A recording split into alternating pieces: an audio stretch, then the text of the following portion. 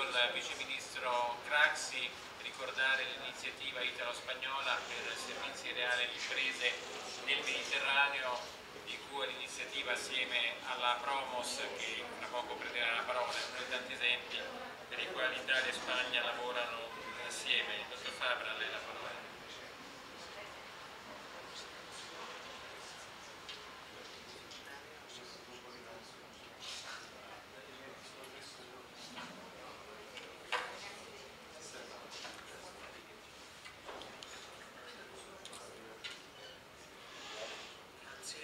Prima di tutto vorrei ringraziare il governo italiano per organizzare questa interessante workshop in un momento così importante per il Mediterraneo.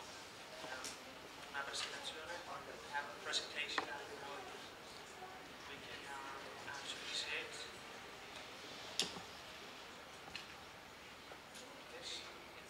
Okay, so I'll try to be very brief. One of the good things about being one of the last before lunch is that everybody has said what I was going to say, so I can skip most part of my presentation. I'm not going to put more emphasis on the problem of unemployment, especially youth unemployment, and the challenge that the population pyramid will give us in the near future. According to some estimates, around 33 million new jobs are needed by 2020, and to keep unemployment rates at a constant level. Therefore, this is a challenge in the coming years, not highlighting the macroeconomic performance. I would like to stop with these figures because, some of our previous colleagues have pointed out these shocking figures that only 8% of our MENA regions go to SMEs, and other figures that we have already pointed out. But I want to stop a minute in the private equity investment that the African Development Bank has already pointed out. Private equity investment dropped off sharply in 2009 and then fell further in 2010 by 32%. This is a problem especially for SMEs, which we all know that they don't have access to funding. Therefore, there's need to do something in this area. Private equity investment was quite trendy now within DFIs, and there is an opportunity to make an emphasis in these financial instruments. We are also focused on job creation as well. Just some figures here by the Spanish Private Equity Association. Risk capital invested firms over the period 2005 and 2010 observed a rise in job creation by 10.7%, whereas those firms, similar firms that didn't get that investment, actually had a job destruction little over 4%. Therefore, there seems to be a strong link between private equity investment, risk capital, and job creation. Of course, as part of the Spanish government, we have a political mandate.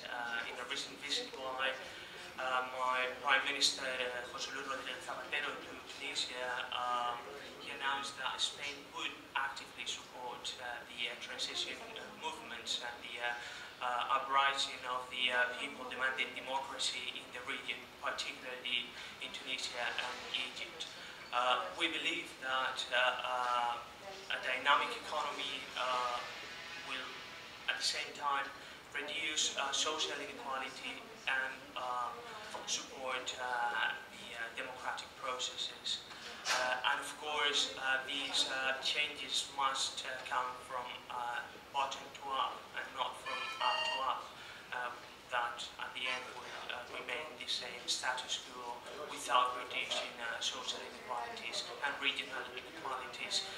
Therefore, investing in SMEs is a must for all governments that want to get but would like to support these democratic movements. So given this political mandate, we have started talking with the European Investment Bank. Mr. Zapatero announced 300 million euro support for investing in the, well, we have the possibility of investing in it right now. Our objectives are strengthen local productive structures, foster the arrival of financial flows. This needs to be accounted as ODA, and it must have a neutral effect on fiscal balances on the origin countries. We all know that Europe is not going through its best budget moment. Spain is particularly have a budget constraint, and therefore through private equity investment we will manage to get positive returns, and therefore avoid having an impact on public deficits. Therefore, our main priority would be job creation and SME support, which coincide with the Italian initiative. Our target sectors would be renewable energy, waste and water treatment and infrastructures, having an impact on development, but as well on fighting climate change. And of course, this is in line with the FEMIP and with the Neighbourhood Investment Facility by the European Union. Therefore, any financial products to be used in supporting well, this financial initiative would need to be flexible. We need to have a rapid response to support these movements. We cannot wait to 2015 to implement, to deploy our new instruments. We'll need to be neutral effect on public deficit and have a positive impact on development. And we believe that equity investment and debt, both senior and subordinated, would match this criteria. So, well, just a few conclusions. Right, before ending, I would like to refer to the Italian initiative. I'm not entitled to support or deny support to this initiative. It seems very interesting, of course, but there remains some questions to be tackled. Let me highlight. Would it imply the creation of a new organization? If so, when the funding would be operative on the ground? I've read on the non-paper that the Mediterranean Partnership Fund would also be funded through bond issuances on the international capital markets. Do you really think this is the time to go to the international financial markets to issue bonds? Who would back these bonds? European governments? I think it's a question that would need to be clarified. Which are the targets alongside with SMEs that this fund would like to be focused on? And finally, as a DFI, I'm interested as well on the environmental and social standards. Are you planning to assess these funds through any environmental and social standards? In any case, it's very interesting, and I think we have not only the momentum, but we have a mandate to help these countries and